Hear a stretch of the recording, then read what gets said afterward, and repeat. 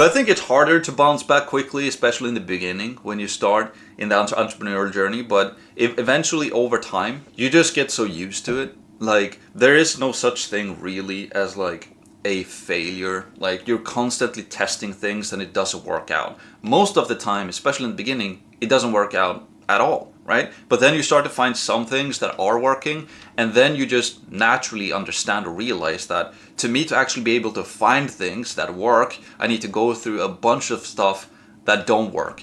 And I heard this quote once, or I read it in the book, I don't remember, but it said, imagine if you knew that you will become a multimillionaire after 1,000 failures, right?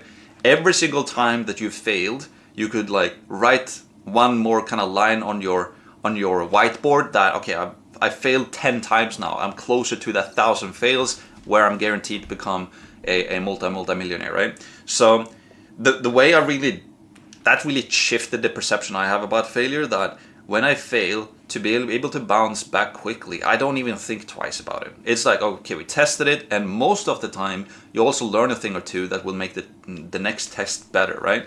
So it's basically 3 steps.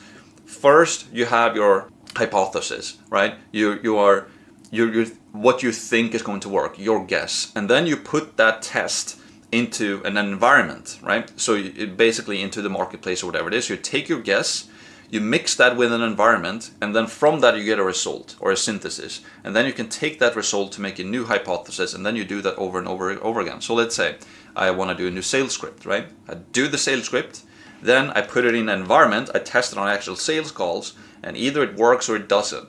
If it doesn't work, then I'll take what I learned from this test into a new one. I do my new best guess, test it on sales call again, get new feedback, and the faster you can go through this loop of iteration and testing, the faster you will get real good results from your quote unquote failures as well.